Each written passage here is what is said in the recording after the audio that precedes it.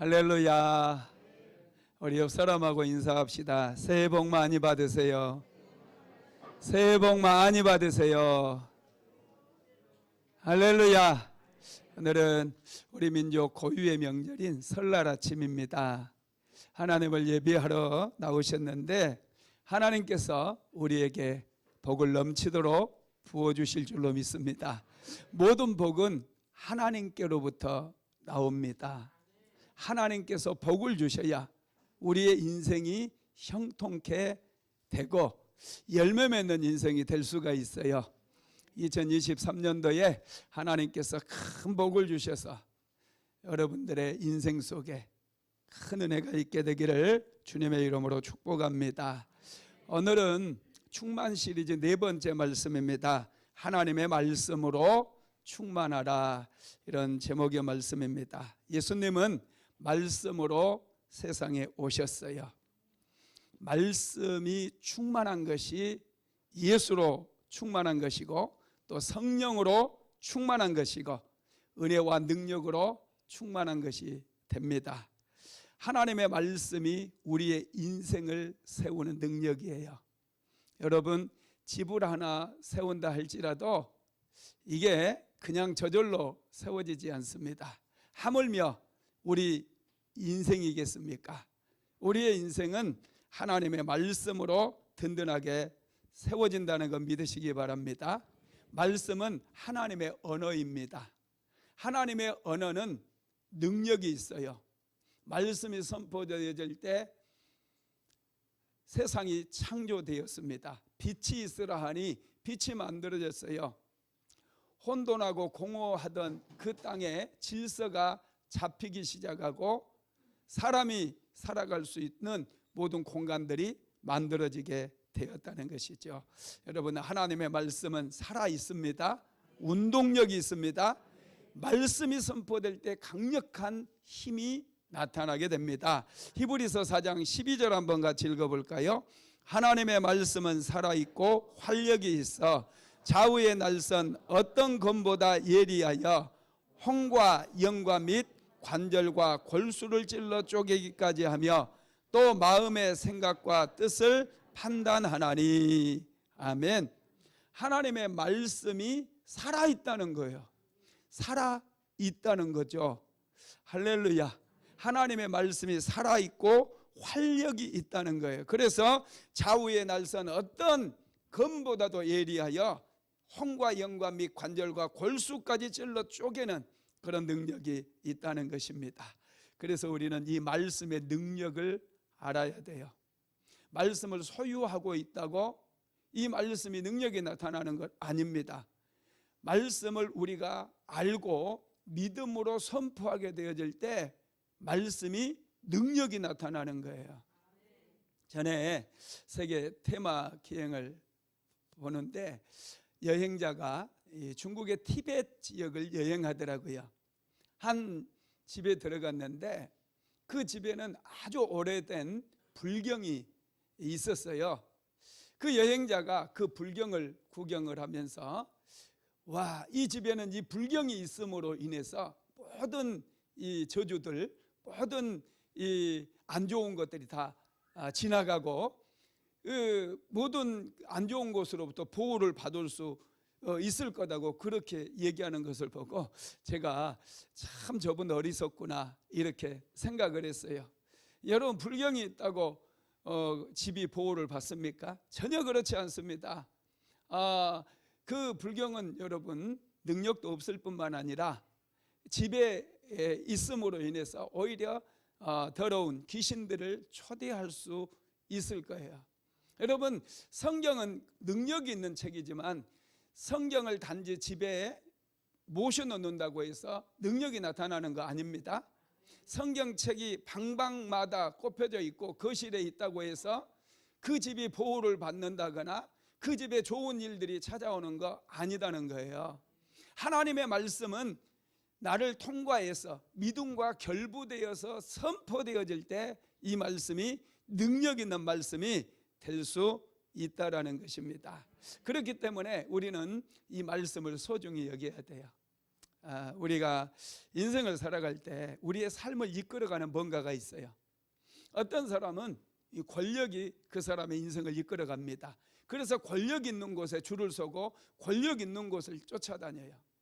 어떤 인생은 물질이 주도해가는 인생도 있어요. 그래서 어떻게 하든지 돈을 벌기 위해서, 그리고 돈이 흐르는 길목을 찾아내기 위해서 분주히 움직이는 사람들이 있습니다. 또 어떤 사람은 사람을 굉장히 좋아하고 사람이 주도하는 그런 인생을 살아가는 사람들이 있어요. 어떻게 해서든지 좋은 관계를 만들고 그 사람의 영향을 받기 위해서 쫓아다니는 그런 모습을 볼 수 있다는 것이죠. 그러면 하나님의 백성들은 무엇이 주도하는 인생을 살아야 되느냐? 바로 하나님의 말씀입니다. 말씀이 우리를 이끌어가고 말씀이 우리를 주도해 나가기 시작할 때 우리의 삶이 든든하게 세워질 수 있다라는 것이죠. 여러분, 능력은 좋습니다. 우리가 열심히 일하는 것도 돈의 능력이 있기 때문에 그래요. 권력을 추구하는 것도 권력의 능력이 있기 때문에 그렇습니다. 그런데 우리가 알아야 될 게 있어요. 인생을 세우는 능력이 있어요. 사람을 살리는 능력이 있고 사람의 인생을 행복하게 세우는 능력이 있어요. 반면에 사람을 죽이는 능력도 있고 인생을 무너뜨리고 파괴하는 능력도 있다는 거예요. 그래서 우리가 잘못된 힘을 추구하거나 잘못된 능력을 추구하게 되어질 때 내 인생이 파탄에 이르게 되어질 수 있다는 거예요. 저와 여러분은 살리는 능력을 따라가야 될 줄로 믿습니다. 하나님의 말씀은 살리는 능력이고 세워주는 능력이라는 거예요. 다윗이 하나님의 말씀을 붙들었을 때 그 말씀이 다윗의 인생을 세워줬어요. 다윗은 베들레헴에서 양을 치는 목동에 불과했습니다. 그런데 그가 하나님의 말씀을 붙들었을 때 그 말씀이 다윗을 살렸을 뿐만 아니라 그 말씀이 다윗의 인생을 세워줌으로 그는 이스라엘의 가장 위대한 왕이 될 수 있었습니다. 모세 역시도 자기가 주도했던 삶을 살았을 때는 실패자가 되었어요. 살인자가 되어서 미디안 광야에서 양치기로 살아갈 수밖에 없었습니다. 어느 날 하나님의 말씀이 들려오기 시작했고 그 말씀을 모세가 붙들었을 때 그는 이스라엘 백성들을 애굽에서 인도하고 이스라엘 백성들의 인생을 세우고 자신의 인생을 세우는 그런 삶을 살아갈 수가 있었다라는 것이죠.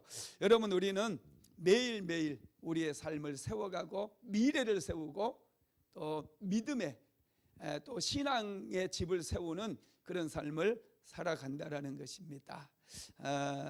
세우는 것은요 힘들어요. 무너뜨리는 것은 순간적으로 무너뜨릴 수 있어요. 그러나 세우는 것은 굉장히 힘듭니다. 특별히 좋은 집을 짓는다든지 빌딩을 지을 때 필요한 것이 한 3가지가 있습니다. 첫째는 건축 설계사가 필요해요. 설계가 잘 돼야 돼요. 움막을 짓는다든지 농막 하나 이런 거 짓는 데는 원두막 같은 거 짓는 데는 설계도가 필요가 없습니다. 대충 생각해서 뚝딱뚝딱 망치질하면 금세 만들 수가 있어요. 그런데 고층 빌딩을 짓는다든지 멋진 집을 하나 건축하기 위해서는 반드시 건축 설계사가 설계를 해야 돼요. 밑그림이 그려져야지 집을 지을 수가 있습니다. 두 번째로는 현장에서 일하는 일꾼들이 필요해요. 그 설계 도면에 따라서 열심히 이 집을 지어 나가야 되잖아요. 그리고 세 번째로는 이 토목 기사라든지 일꾼들을 지휘할 수 있는, 그리고 조경 기사, 이런 사람들이 필요하게 되죠. 저와 여러분에게도 이런 영적인 집을 지어갈 때에 우리를 도울 수 있는 것들이 필요합니다. 그러면 우리가 믿음의 집을 튼튼하게 세우기 위해서 필요한 게 뭐냐? 첫째는 영적인 지도자입니다. 신앙생활을 시작할 때 영적으로 코치해질 수 있는 그런 지도자가 필요해요. 어린 아기가 갓 세상에 태어나게 되면 부모의 보살핌이 필요하잖아요. 젖을 먹여주고 또 목욕도 시켜주고 기저귀도 갈아주고 섬세한 보살핌이 필요합니다. 영적 세계도 똑같아요. 우리가 예수를 믿고 영적으로 거듭난 삶을 시작할 때에 누군가가 케어를 해줘야 돼요. 가르쳐주고 인도해주고 이끌어주고 보호해주고 또 기도해주고 그런 영적인 지도자가 필요하다라는 것이죠. 그래서 좋은 부모를 만나는 것이 축복인 것처럼 좋은 영적인 지도자를 만나는 것은 정말로 큰 은혜인 것을 믿으시기 바랍니다. 하나님께서는 그래서 우리에게 영적인 지도자들을 보내주셔서 우리로 하여금 말씀을 깨우치게도 하시고 우리가 세상을 살아갈 때 어떻게 살아가야 되는지 알게 만들어 주시는 거예요. 사도행전 8장에 보면 에디오피아 여왕 간다게의 신하였던 국고성을 맡은 네시 한 사람이 예루살렘에 왔다가 돌아가는 그 내용이 기록이 되어 있습니다. 이 네시는 에디오피아에 살고 있었는데 예수를 믿었던 사람이에요. 하나님을 믿었던 사람이에요. 그래서 이제 6월절 명절이 찾아오니 예루살렘에까지 와서 6월절 명절을 지키려고 했습니다. 그런데 이분은 신체적인 결함이 있었어요. 장애를 가지고 있었다는 거죠. 넷이다는 거예요.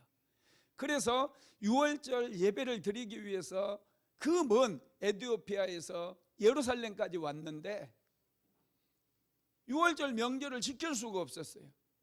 예루살렘 성전은 이방인들이 들어가는 뜰도 있고 여인들의 뜰도 있고 유대인들이 들어가는 뜰도 있어요. 그리고 제사장들이 들어가는 성소가 있고요. 그런데 이방인의 뜰에도 들어갈 수 없는 게 이 장애를 가진 분들이거든요.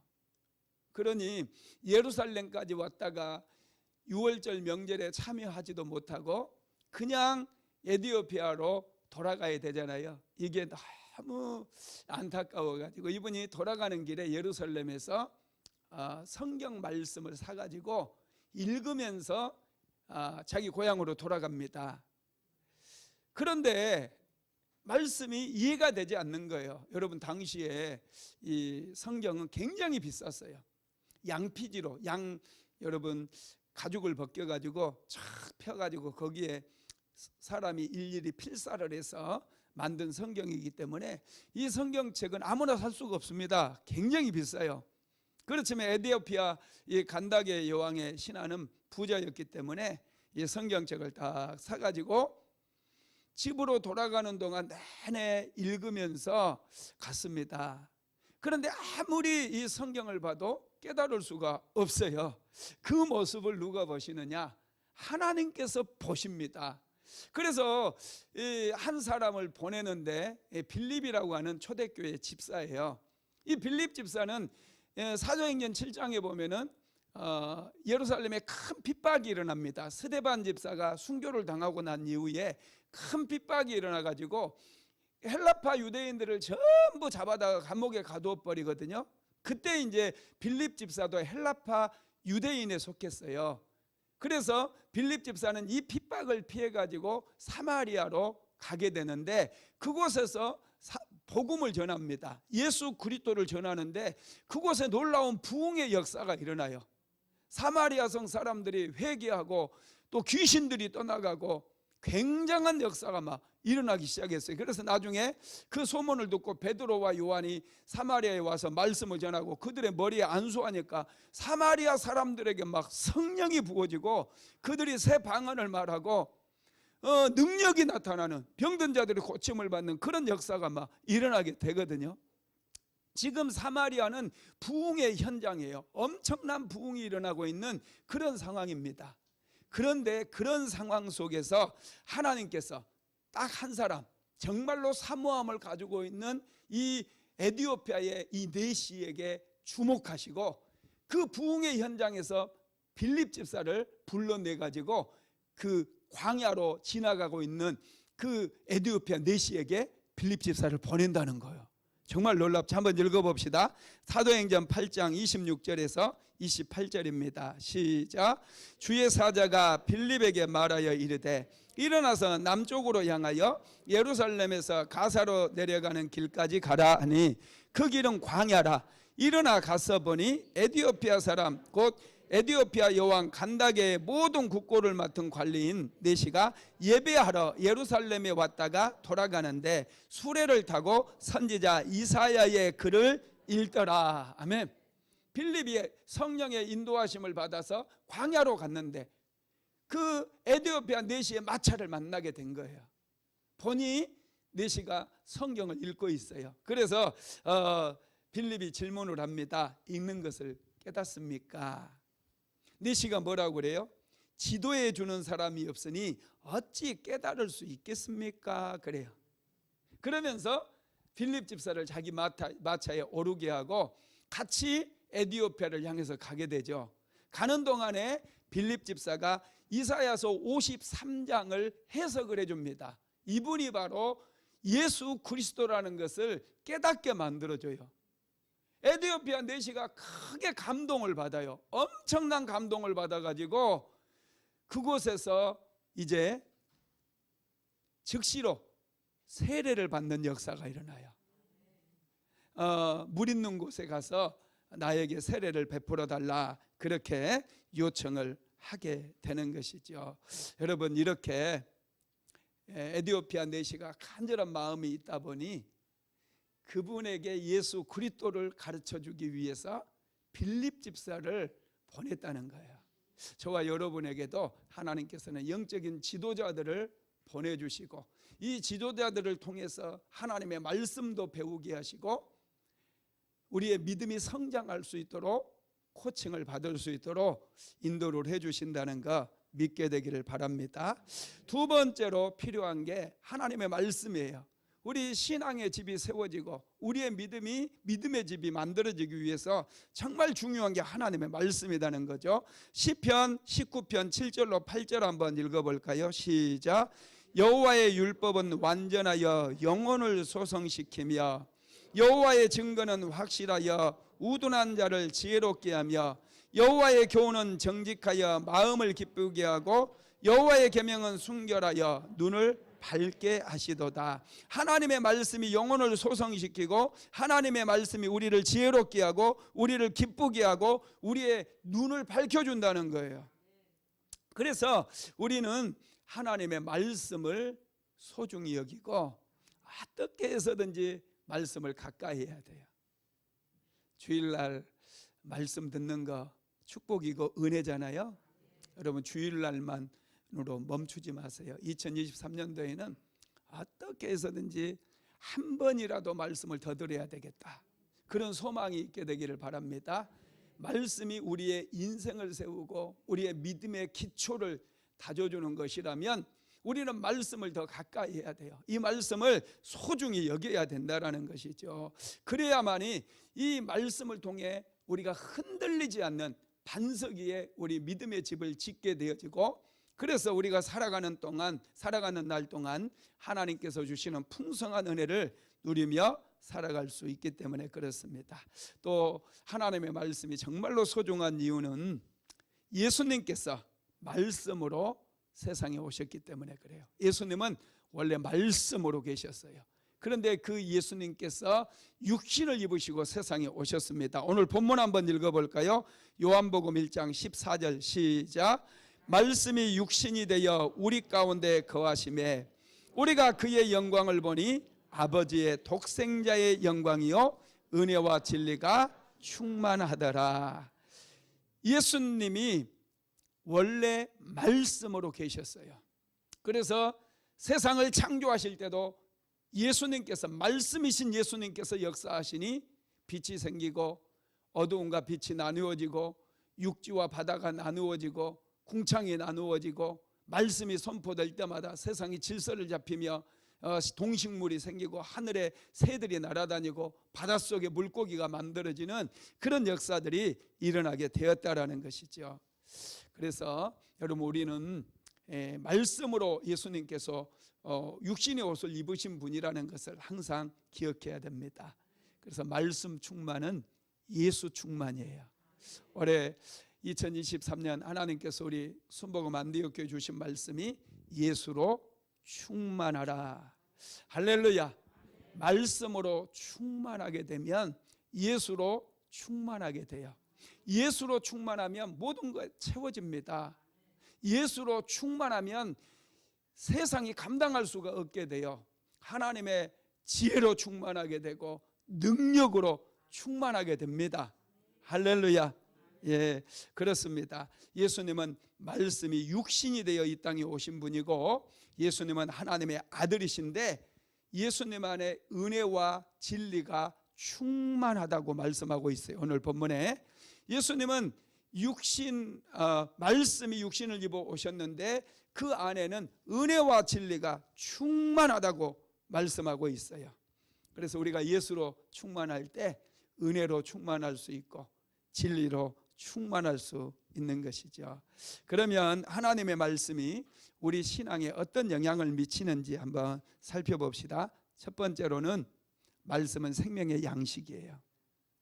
우리는 살기 위해서 매일 음식을 먹습니다. 하루에 3번 아침, 저녁, 점심은 꼭 먹습니다. 그래야 우리가 세상에서 열심히 일할 수 있고 또 사람도 만날 수 있고 좋은 일도 할 수 있고 그런데 여러분 음식 중에도 좋은 음식이 있어요. 나의 건강을 지켜주고 나에게 에너지를 공급해주고 열정을 공급해서 열심히 일할 수 있도록 만들어주는 좋은 음식이 있습니다. 그런데 달고 맛있다고 그게 좋은 음식은 아니죠. 인스턴트라든지 패스트푸드를 계속해서 먹게 되면은 우리의 몸이 맛은 있지만 우리의 몸이 점점 나도 모르는 사이에 병이 들 수 있어요. 당뇨도 생기고 혈압도 높아집니다. 그래서 음식을 먹을 때는 우리가 좀 생각해서 먹어야 돼요. 좋은 음식 골라서 할렐루야. 그리고 적정한 양을 먹는 게 아주 좋습니다. 하나님의 말씀은 생명의 양식이에요. 그래서 이 하나님의 말씀을 좋은 말씀을 우리가 먹어야 돼요. 그래야 우리가 영적으로 건강하게 되고 영적으로 건강해야 풍성한 생명의 열매를 맺을 수 있기 때문에 우리는 영적인 양식을 소중하게 여겨야 되는 것이죠. 그래서 예수님께서는 사람이 떡으로만 사는 것이 아니라고 말씀하시면서 하나님의 입에서 나오는 말씀으로 살아야 된다고 말씀하셨어요. 마태복음 4장 4절 한번 같이 읽어보겠습니다.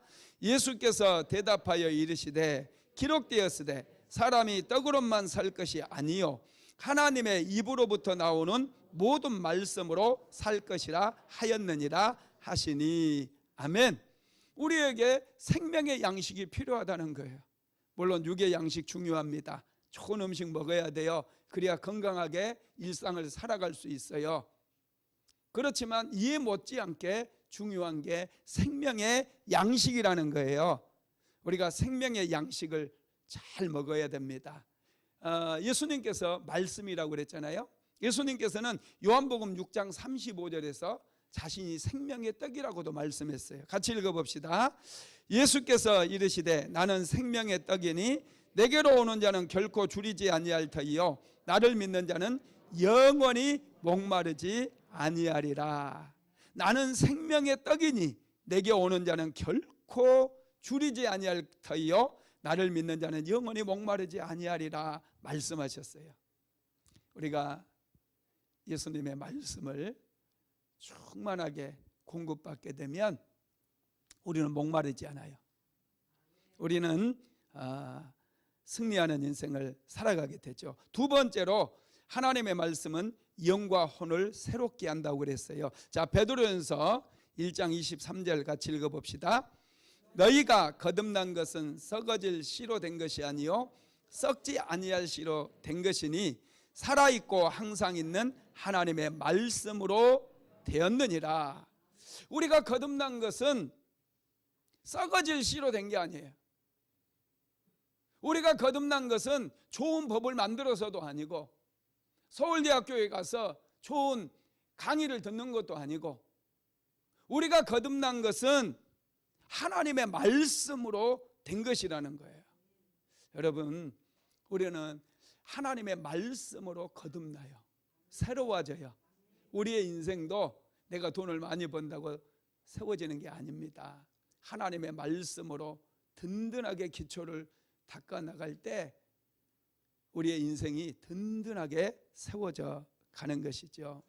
특별히 여러분, 우리가 상처를 받을 때 말로 상처받은 경우가 참 많아요. 말로 상처받은 것은 여러분 하나님의 말씀으로 치료되는데요. 우리가 이 말로 인해서 상처를 받게 되면 우리 마음이 상해버려요. 마음이 상하게 되면, 마음이 상한다는 얘기는 썩었다는 얘기예요. 부패되었다는 거예요. 마음이 상하게 되면 우리 마음에서 나가는 것이 부패한 언어가 나가고 상한 언어가 나가게 되기 때문에 다른 사람들에게 상처를 주고 아픔을 주게 되죠. 이 마음이 치료되는 것이 굉장히 중요해요. 이 마음이 치료되기 위해서 필요한 게 뭐라고요? 하나님의 말씀이라는 거예요. 하나님의 말씀이 우리 안에 선포되고 하나님의 말씀이 우리 안에 들어오게 되면 신기하게 우리의 상한 마음이 치료되고 회복됩니다. 여러분, 물을 치료한다, 이런 말씀 들어봤죠? 이게 동종요법이에요. 시와호가 오염이 돼버렸어요. 그래서 수천만 톤의 이 물 때문에, 오염된 물 때문에 냄새가 엄청나게 났습니다. 그래서 이 시와호가 골몰이었거든요. 20년 전에 정부에서 이러지도 못하고 저러지도 못하고 환경단체에서는 막 반대하고 어떻게 해야 되는지 감을 잡지 못했어요. 그런데 당시 안산시장이 아주 결단을 내리고 시와호 둑을 무너뜨렸어요. 시와호 수문을 열어버린 거예요. 그래서 물이 이렇게 들어오고 나오게 만들었습니다. 그러니 환경단체 사람들이 이제 썩은 물이 바다로 유입돼서 바다의 생태계가 다 파괴되고 바다의 그 고기들이 다 죽을 것이다, 그렇게 막 얘기하고 그랬거든요. 그런데 결국 어떻게 됐습니까? 이 물이 물을 다 치료해 버린 거예요. 바다의 물이 유입이 되면서 다 썩었던 물이 치료가 돼가지고 지금은 시와호에 엄청나게 많은 고기들이 삽니다. 고기들이 얼마나 많은지 몰라요. 물이 다 물을 치료한 거예요. 여러분, 우리의 상처받은 마음도 말로 받은 상처가 치료되기 위해서는 하나님의 말씀이 우리 안에 들어오게 되어질 때 여러분, 우리의 마음이 치료돼서 우리에게서 좋은 말이 나가고 고운 말이 나가고 긍정의 언어들이 나가게 된다라는 거 믿게 되기를 주님의 이름으로 축복합니다. 세 번째로 말씀은 믿음을 성장시킵니다. 에베소서 4장 13절 말씀 한번 같이 읽어봅시다. 우리가 다 하나님의 아들을 믿는 것과 아는 일에 하나가 되어 온전한 사람을 이루어 그리스도의 장성한 분량이 충만한 데까지 이르리니. 아멘. 우리가 다 하나님의 아들을 믿는 것과 아는 일에 하나가 되어 온전한 사람을 이루어 그랬어요.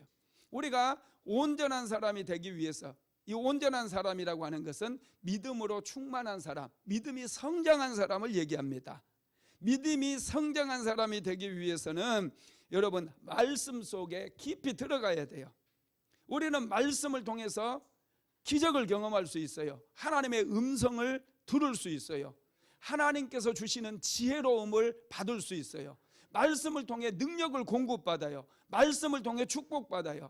말씀을 통해 병고침도 받을 수 있어요. 말씀이 능력이기 때문에 그렇다라는 것이죠. 그래서 이 말씀을 경험했던 사람들은 하나같이 하나님의 말씀을 얘기할 때 은혜의 말씀이라고 강조를 합니다. 이 은혜의 말씀을 받아야 우리의 믿음이 성장하고 우리가 건강해지고 우리가 축복을 누리기 때문에 그렇다는 거예요. 사도행전 20장 32절 바울의 고백이 나와 있는데 한번 같이 읽어봅시다. 지금 내가 여러분을 주와 및 그 은혜의 말씀에 부탁하노니 그 말씀이 여러분을 능히 든든히 세우사 거룩하게 하심을 입은 모든 자 가운데 기업이 있게 하시리라. 아멘. 내가 지금 내가 여러분을 주와 및 그 은혜의 말씀에 부탁하노니 그랬어요. 바울은 말씀을 그냥 말씀이라고 얘기하지 않아요. 하나님의 말씀을 은혜의 말씀이라고 고백을 해요. 왜냐하면 바울이 변화를 경험하게 된 것도 하나님의 말씀 때문이었거든요. 바울은 예수 믿는 사람들을 감옥에 잡아 가두는 핍박자였어요.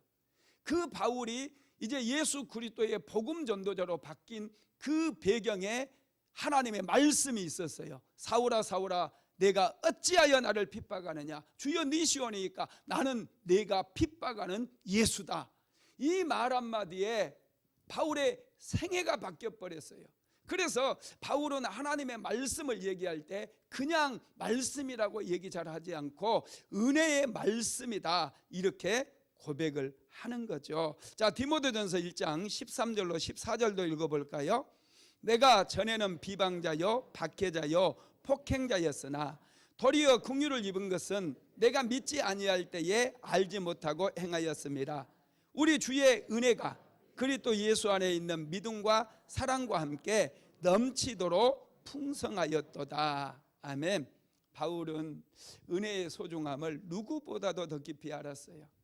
하나님의 말씀이 은혜의 말씀이고 지혜의 말씀이고 능력의 말씀이라는 것을 누구보다도 잘 알았어요. 그래서 말씀으로 충만한 것이 예수로 충만한 것이라는 것을 알았기 때문에 바울은 이 은혜의 말씀에 성도들을 부탁한다 이런 말씀도 하고 있습니다. 그러면서 바울은 이렇게 고백하는데요. 고린도전서 15장 10절도 읽어볼까요? 그러나 내가 나된 것은 하나님의 은혜로 된 것이니 내게 주신 그 은혜가 헛되지 아니하여 내가 모든 사도보다 더 많이 수고하였으나 내가 한 것이 아니요 오직 나와 함께 하신 하나님의 은혜로다. 내가 나된 것은 하나님의 은혜로 된 것이라는 거예요. 은혜를 아는 사람은 사도 바울처럼 이런 고백을 합니다. 말씀은 하나님의 은혜의 통로예요. 말씀을 받으시기를 바랍니다. 사도 베드로 역시도 은혜를 많이 강조를 했어요. 베드로가 경험한 하나님은 은혜의 하나님이었습니다. 베드로전서 5장 10절 한번 읽어볼까요? 모든 은혜의 하나님 곧 그리스도 안에서 너희를 부르사 자기의 영원한 영광에 들어가게 하시니까 잠깐 고난을 당한 너희를 친히 온전하게 하시며 굳건하게 하시며 강하게 하시며 털을 견고하게 하시리라. 아멘. 베드로는 은혜의 하나님을 경험을 했어요. 자기가 예수님을 모른다고 3번이나 부인했잖아요. 넘어져 본 경험을 했어요. 그런 경험을 통해서 베드로가 깨달은 게 있어요. 베드로를 다시 살렸던 게 뭐였어요? 말씀이었거든요. 요한의 아들 시몬아 내가 나를 사랑하느냐. 3번을 예수님께서 질문을 하시면서 내가 주를 사랑하시는 줄 주께서 아시나이다.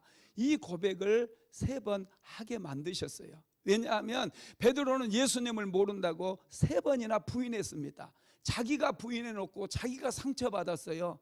그 상처받은 그 마음을 예수님께서 치료하실 때 바로 요한의 아들 시몬아 네가 나를 이 모든 사람들보다 더 사랑하느냐, 그 질문을 통해서 그 말씀을 통해서 베드로의 마음을 어루만졌고 베드로의 마음을 치료해 주셨거든요. 그 은혜를 경험했던 베드로는 모든 은혜의 하나님 곧 그리스도 안에서 너희를 부르사 너희 자기의 영원한 영광에 들어가게 하시니가 잠깐 고난을 당한 너희를 친히 온전하게 하시며 굳건하게 하시며 강하게 하시며 털을 견고하게 하시리라. 이렇게 고백하고 있어. 자기가 경험한 얘기예요. 자기가 다 무너져 내렸잖아요. 그랬는데 말씀으로 찾아오신 예수님께서 베드로를 굳건하게 하시고 강하게 하시고 견고하게 하셨다는 것이죠. 여러분, 우리가 든든하게 설 수 있는 것은요 하나님의 은혜입니다. 은혜의 말씀으로 인하여 우리는 굳건하게 설 수가 있게 되죠. 4번째로 말씀은 우리를 거룩하게 합니다. 요한복음 17장 17절 같이 읽어볼까요? 그들을 진리로 거룩하게 하옵소서. 아버지의 말씀은 진리니이다. 거룩하다는 말씀은 구별된다는 말씀이에요. 세상에서 우리가 어떻게 거룩해질 수 있어요? 구별되게 살아가야 되는데 하나님의 말씀을 붙들 때 우리는 세상으로부터 구별되어지고 거룩해질 수가 있다는 거죠. 교회는 세상과 달라야 돼요. 성도들은 세상 사람들과 말하는 것도 달라야 되고 생각하는 것도 달라야 되고 살아가는 방법도 달라야 돼요. 그런데 우리가 똑같이 살아가는 것은 우리 안에 하나님의 말씀이 없기 때문에 그래요. 말씀이 우리 안에 충만하게 넘치게 되면은 우리는 세상과 다르게 살 수 있습니다. 그리스도인으로서 시대를 변화시키는 세상을 축복하는 그런 인생을 살아갈 수가 있다라는 거예요. 여러분 16세기까지요 독일은 작은 나라로 쪼개져 있었고 야만 국가로 통했어요. 로마 역사를 보면은 이 게르만족 이야기가 많이 나오거든요. 갈리아 정기 같은 책에도 갈리아 땅에, 여러분 갈리아는 이제 프랑스이기는 하지만은 나중에 이제 그 지역에 살던 이 게르만족의 이동이라는 그런 얘기 많이 들어봤을 거예요. 로마가 이제 망하기 시작하면서 게르만족이 이동하고 훈족, 고투족 이런 민족들이 계속 로마를 휩쓸고 지나가면서 로마가 극도로 쇠약해지거든요. 근데 로마 사람들은 이 게르만족을 아주 야만인으로 봤어요. 하나님도 모르고 야만족이었거든요. 그런데 16세기까지 그들은 야만족으로 통했었는데 신기하게 16세기 중반에 이르면서요 굉장한 인물들이 나와요. 최고의 철학자였던 임마누엘 칸트가 독일 사람이에요. 16세기 중엽에 나왔습니다. 그리고 당시 최고의 작곡가가 여러분 누군 줄 아세요? 베토벤. 16세기 중엽에 나왔어요. 그리고 당시 최고의 괴테 같은 그런 문학가가 나오기 시작해요. 그 야만 국가였던 독일에서 나오기 시작했다는 거예요. 여러분 그러면 16세기 초반에 어떤 일이 있었느냐, 이게 여러분 궁금하지 않습니까?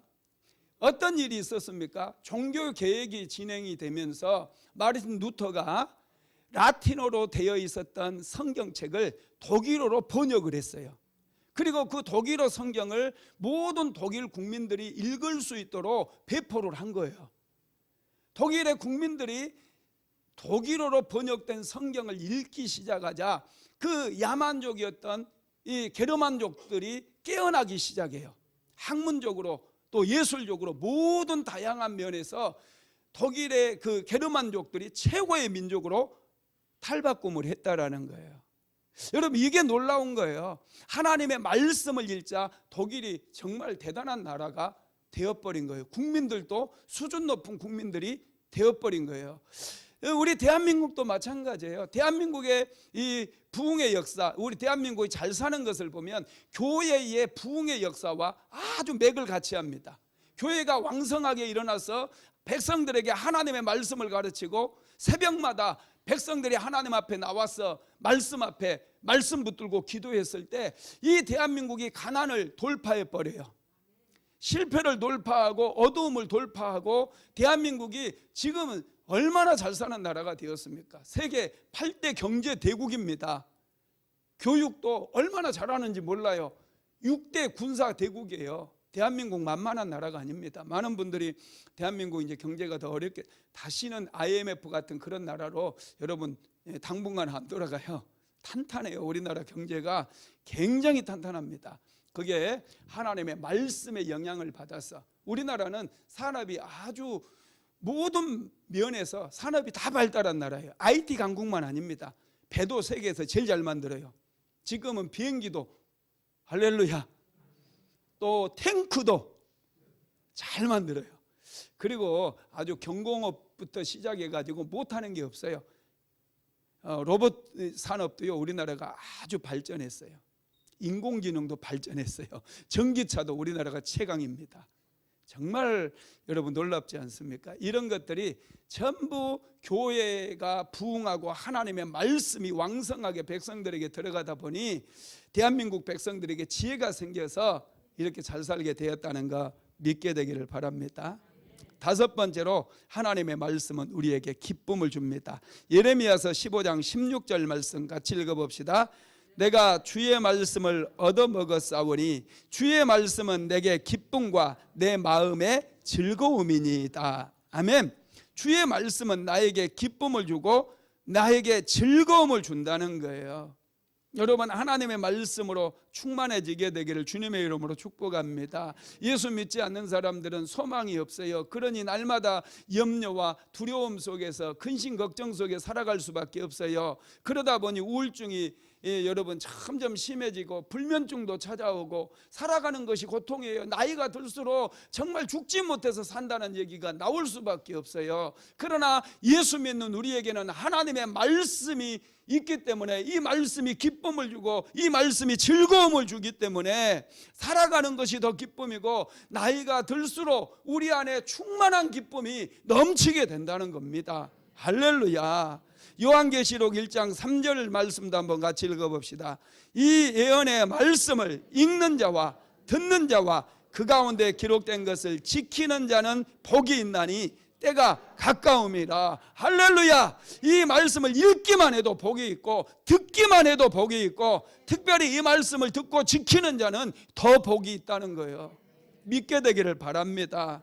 복된 인생을 살기 위해서 2023년 이 말씀 붙잡아야 돼요. 예수로 충만하는 것은 말씀으로 충만케 되는 거예요. 말씀으로 충만할 때 우리는 능력으로 충만할 수 있고 지혜로 충만할 수 있어요. 건강할 수 있어요. 할렐루야. 여러분, 그렇습니다. 우리는 지혜로워야 돼요. 하나님의 말씀 정말로 소중합니다. 능력 있는 말씀 소중해요. 이 말씀을 잘 구별해서 여러분 우리가 들어야 됩니다. 벌들은요 아주 지혜로워요. 여러분, 벌이 날아다니면 때려서 잡을 수도 있지만은 이 벌들이 얼마나 지혜로운 줄 아세요? 이 벌들은 화학 비료를 뿌린 곳에는 잘 안 가요. 유기농으로 키우는 그 식물이라든지 그런 들에 있는 그런 꽃들에게서 꿀을 채취합니다. 꿀 1kg을 채취하려면요 수백만 굴의 그런 꽃들을 찾아다니면서 꿀을 추출을 하거든요. 그래서 이 꿀이요 아주 사람 몸에 좋대요. 기억력을 높여주고요, 식욕을 왕성하게 하고요, 피부에 탄력을 가져다 주고요, 눈을 밝게 하고 위장병에도 아주 효과가 좋대요. 그리고 하나님께서 만드신 피조물 중에서 비타민C가 가장 많은 것은 레몬도 아니고 이 꿀에 비타민C가 가장 많이 들어있대요.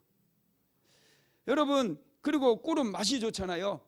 그래서 우리가 맛있는 음식을 먹을 때 뭐라고 그래요? 와, 꿀맛이다. 여러분, 그런데 이 꿀을 채취하기 위해서 꿀벌은 이 화학 비료를 준 데는 잘 안 들어가요. 유기농 그런 꽃들을 찾아다닌다라는 것이죠. 그래서 저와 여러분도 살리는 말씀, 우리의 생명을 살리고 인생을 살리는 말씀을 구별해서 잘 공급을 받아야 됩니다. 할렐루야.